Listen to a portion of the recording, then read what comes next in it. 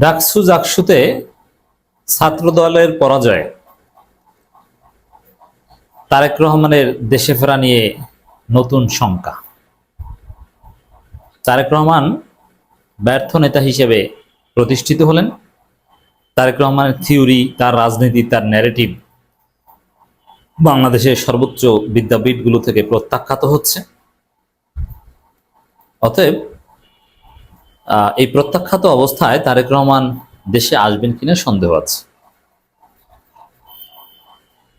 তারেক রহমান দেশে আসার দুইটা কন্ডিশন তিনি নিজে ঠিক করেছেন। একটা হচ্ছে যে নিশ্চিত প্রধানমন্ত্রী হবেন এই গ্যারান্টি, এবং অমুক সময়ে নির্বাচন হবে এই নিশ্চয়তা। এজন্যে এই সামনের সপ্তাহে আসবে অথবা কয়েক সপ্তাহের মধ্যে ঈদের পর, এগুলো সব ফাও কথা। কথা হচ্ছে এইটা যে সুনির্দিষ্টভাবে অমুক তারিখে নির্বাচন হবে, এটা শতভাগ নিশ্চিত হওয়া এবং ওই নির্বাচনে তিনি জিতবেন এটা নিশ্চিত হওয়া, নইলে তিনি দেশে আসবেন না। এবং সর্বশেষ আব্দুল মিন্টুর শোনেন, বিএনপির যার টাকা পয়সা আছে তার কথা সঠিক। সঠিক বলতে তার লিঙ্ক ভালো, যার টাকা নাই সে গরিব, তার লিঙ্ক নেই। এটা বিএনপি, এটা জামাতেও অনেকটা এরকম, যে আপনার অনেক টাকা আছে, আপনি জামাতের উপর প্রভাব বিস্তার করতে পারবেন। জামাতের নেতারা আপনাকে স্যার স্যার বলবে এবং আপনার কাছে যাবে। এটা রাজনীতির বাস্তবতা। টাকা থাকতে হবে, যার টাকা আছে। হ্যাঁ, অনেকের আছে যে টাকা ছাড়াও অন্য কোয়ালিটির মাধ্যমে জামাতে ইম্পর্টেন্ট হওয়া যায় বা বিএনপিতেও যায়, কিন্তু বেসিক্যালি টাকার চাইতে শক্তি পৃথিবীতে আর বড় কিছু নেই। এই রিয়ালিটি আপনাকে মানতে হবে। এই জায়গায় আব্দুল মিন্টু ধনী মানুষ, তিনি যেহেতু বলেছেন, ঠিকই বলেছেন যে ভোটের তারিখ ঘোষণা হলে তারেক রহমান দেশে ফিরবেন। তবে যে ভোটের তারিখ ঘোষণা হবে এটা তফসিলে, ভোটের তারিখ তো তফসিলে ঘোষণা হবে।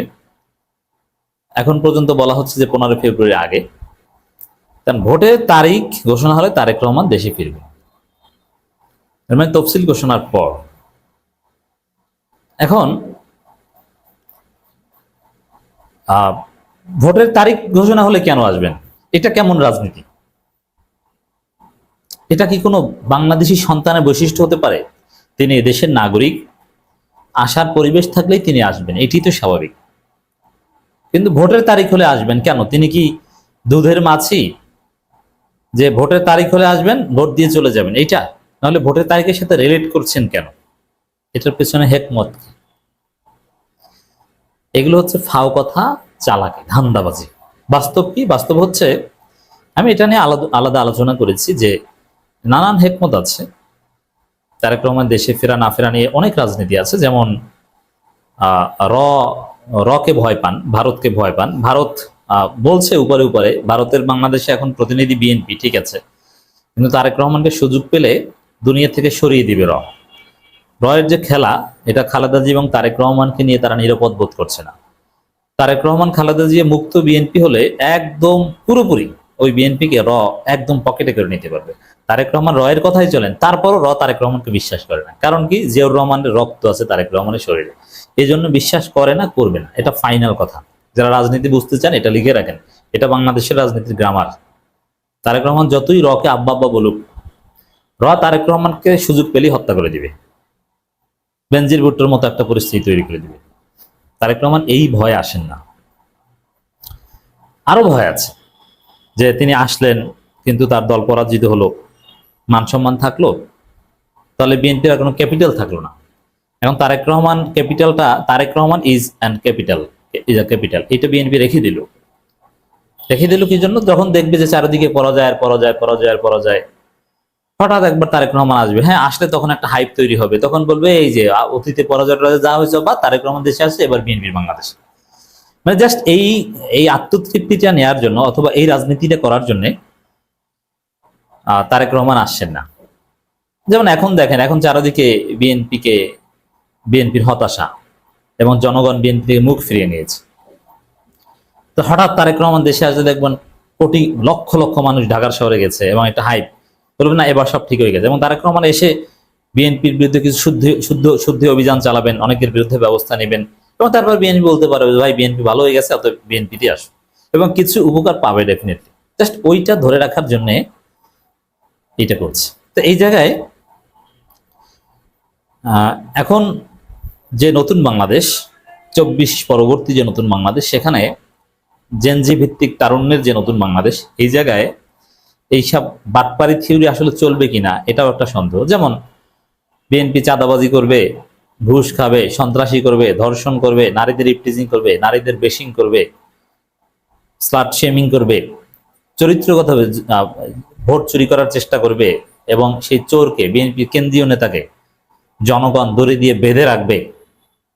জাহাঙ্গীরনগর বিশ্ববিদ্যালয়ে যেটা হয়েছে, ছাত্রদলের কেন্দ্রীয় সহসভাপতিকে বেঁধে রেখেছে দড়ি দিয়ে। মানে এরকম যখন হবে, তখন এই পরিস্থিতিতে মানে সে আগের মতো জাস্ট ফাও জাগার উপর হাইপ, যাক তারেক রহমান এসেছে এবার কিছু হবে, এটা সম্ভবত চলবে না। তারেক রহমান আসছে তাতে কি ভাই, হুইজ তারেক রহমান? তারেক রহমান নিজেই তো বিতর্কিত হয়ে যাচ্ছেন।